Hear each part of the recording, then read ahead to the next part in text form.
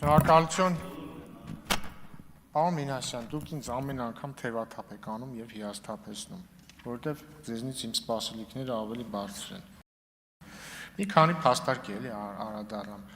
Այո, ճիշտ է, որ ես եմ առաջարկել որպես հնարավոր կոնսենսուսային տարբերակ Խաչվերացին հաջորդող մեռելոցի օրը ֆիքսել որպես նաեւ հայրենիքի պաշտպանության համար զոհվածների հիշատակի օր։ Ինչը ապացուցում է, որ ես փորձել եմ կոնսենսուս գտնել։ Հա, ես։ Այսինքն, եթե ես ամեն ինչը PR ակցիայի համար լիներ կամ պարտադրանքի մասի լիներ, ինչ է ես իմ ժամանակը ծախսում ձեր հետ կոնսենսուս գտնելու համար։ Հետո ես ուզել եմ, չէ՞ կոնսենսուս գտնել։ Այո, ճիշտ է, որ քաղաքացիական պայմանագրի խմբակցությունը դրան չի համաձայնվել հետևյալ փաստարկներով, երկու փաստարկ։ Որովհետև դա կլիներ շարժական օր եւ գործընկերները կարծում են, որ պետք չի լինի շարժական, պետք է ֆիքսված լինի, եւ ավելի կարեւոր գործընկերները կարծում են, որ այդպիսով կարծում են, որ Խաչվերացին հաջորդող մեռելոցը օր է բոլոր ննջեցյալներին հիշատակելու համար եւ հետեւաբար այդպիսով հայրենիքի պաշտպանության համար զոհվածների հիշատակը կտարալուծվեր բոլոր ննջեցյալների հիշատակը հարգելու օրվա հետ։ Այլ կերպ ասած, եթե պայմանական ես եւ դուք, պարոն Մինասյան, մի օր ննջեցյալ դառնանք առանց հայրենիքի պաշտպանության համար զոհվելու, ավտոմատ մեզ էլ կհիշատակեն այդ օրը, ինչին մենք չենք արժանացել։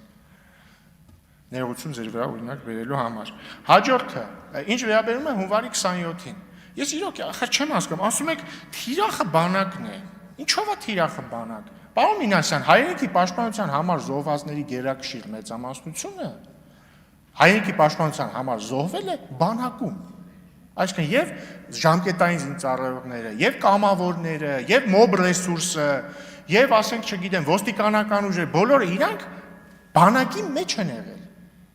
Ակնհայտ է, չէ՞ այդ կապը։ Հաջորդը, որ դուք ասում եք, փորձում է ասոցացնել բանակի օրը զոհերի հետ, հակառակը։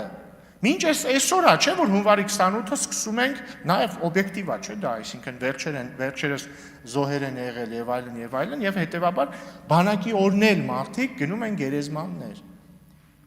Իսկ բանակի օրը, կարծում եմ կհամաձայնեք, ավելի շատ տոնելու մասին է։ Հետեւաբար հունվարի 27-ին մենք հունվարի 27-ը կնվիրենք հայրենիքի պաշտպանության համար զոհվածների հիշատակը հարգելուն, հունվարի 28-ն արդեն լիաթոք կտոնենք, այսինքն ձեր մեղադրանքի հակառակն եմ ես առաջարկում։ PR ակցիան ես իրոք չեմ հասկանում, ի՞նչն է PR ակցիա։ Ի՞նչն է PR ակցիա։ Այսքան զոհեր ենք ունեցել, վերջապես խաղությունը հաստատվել, վերջապես շունչ քաշելու ժամանակ ունենք ու ես կարծում եմ, որ դա ամենաքիչն է, ինչ կարող ենք անել նման օր սահմանելը մեր զոհերի հիշատակը հարգելու համար, այդքան բան։ Ես իրոք չեմ հասկանում, էլի լավ ինչ կլինի, որ սրան գոնը դեմ չլինեք, ինչ պետք է լինի, էլի, ինչն է խնդիրը։ Անպայման ամեն ինչին դեմ լինեք։ Ու պարոն Վարդանը շատ ճիշտ է ասում, իրականում ցանկացած օր, մենակ սրան չի վերաբերում, ընդհանրապես ցանկացած օր ինքը կոնսենսուսի եւ ավանդույթի արդյունքն է։ Եթե մենք իրար հետ ձևավորում ենք կոնսենսուս որ ավանդույթ, որ X օրը նշելու ենք X իրադարձությունը կամ տոնը կամ հիշատակի օրը, դա տեղի է ունենում, իր շուրջ ավանդույթներ են ձևավորվում։ Եթե չենք ունենում։ Հիմա ես առաջարկում եմ մի բանի շուրջ, այս բանը վերջին նստաշրջանն է, այսքան խոսեցինք։ Եկեք այս նստաշրջանը կոնսենսուսով ավարտենք, այն հարցերի շուրջ, որոնց շուրջ պետքա կոնսենսուս լինի։ Ես կրկին կոչ եմ անում ձեզ եւ պատիվ ունեմ խմբակցությանը կողմ քվեարկել նախագծին, հա, ներողություն, ամենակարևոր հարցերից մեկին չանդրադարձա, նախագծում մեկ փոփոխություն է եղել, պարոն Թունյան, ոչ թե պաշտոնական հրապարակումից հետո 10-րդ օրն է ուժի մեջ մտնում, այլ անմիջապես։ Եվ նախագահականի հետ խոսել ենք, հնարավորինս արագ ստորագրվի եւ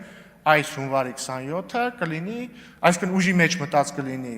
օրենքը եւ այս հունվարի 27-ը կլինի ոչ աշխատանքային օր, եթե իհարկե ազգային ժողովը կողմ քվեարկի նախագծին։ Շնորհակալություն։